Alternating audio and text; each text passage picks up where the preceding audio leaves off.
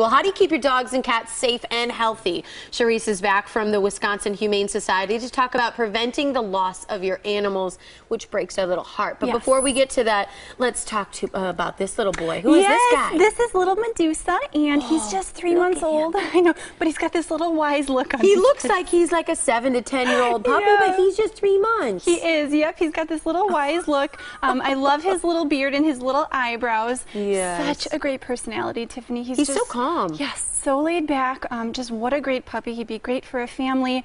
He'll be available when we get back today at noon, and he is already neutered, he's vaccinated, and he's microchipped too. So he's all set to go home. He does have a litter mate back home.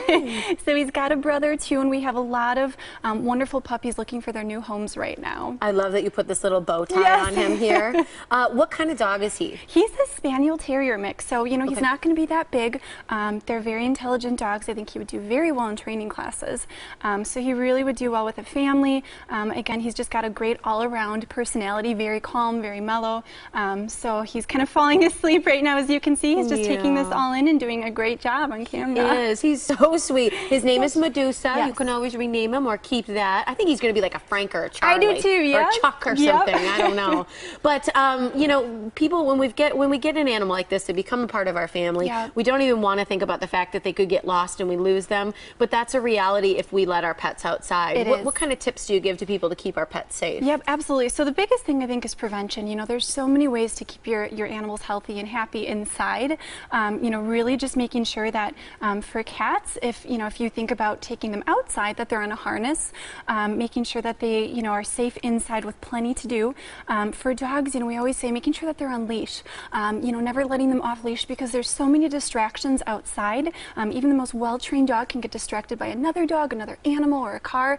And unfortunately, we see thousands of animals coming into the shelter, to Ozaki specifically, as strays. And it's always unfortunate. So. Just this morning when I was driving to work, I actually saw a cat crossing the road, and I was thinking to myself, that cat belongs to somebody, and he's just out there roaming, and he could have gotten hit that quickly. Absolutely, and I think a lot of times too, people feel like they should be able to let their cats out because they think, oh, they're hunters. Exactly, they're hunters. They love being outside, but really, you can provide that same environment inside.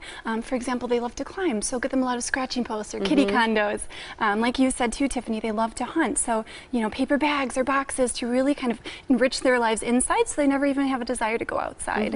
What kind of steps should you take if your animal does get loose? You lose your dog, you lose your cat, they're not coming back at the typical time. Yep. Really contacting the appropriate animal control authorities would be the best thing to do. In Milwaukee County, it's actually MADOC, which is the Milwaukee Area Domestic Animal Control. They take in all the strays, so getting word out to them, maybe sending a picture. For Ozaki County, it's actually contacting us. We do take in strays. We put all of our stray pictures on our website. We fill out lost cards for anybody calling in. Even just contacting neighbors, putting up flyers, and really getting word out there, just so that the likelihood of getting your animal back is certainly increased. Microchipping is another big thing that we really support. And even if your animal never goes outside, if they would ever happen to dash out the door or get away while you're on vacation, we really see a lot of wonderful people and animals being reunited because they do have microchips. But one thing you mentioned, because I was asking you, should I get my cat microchipped? He never goes out. I live in an apartment, but once in a while there's some travel in the car, and so there's there's parts where he could dash out. Absolutely. But you said it's keeping that microchip registration updated as well. Exactly. That's really the key, because sometimes we see animals that come in and unfortunately they have microchips, but they're never registered or kept up to date. So if you move or change phone numbers, it really is something that you're not going. The likelihood of getting your animal back decreases because you haven't kept it up to date. So really just making sure that you do that, and making sure that your animal is chipped in the first place. All right. Well, I know you brought Medusa, who's so sweet, but you have so many animals who need forever homes. So not just Medusa, however, we hope he finds a really sweet forever home too. He deserves one. He does, yes. He'll be available at noon when we get back. Perfect. All right. Here's the information so you can call Medusa or any of the animals who are in need of a forever home. It's on West Decorah Street in Saukville. You can visit ozakihumane.org to see all the animals, or 262-377-7580 for any questions as well. Thanks, Charisse. Thank you so much. Thanks, Medusa. Your little belly.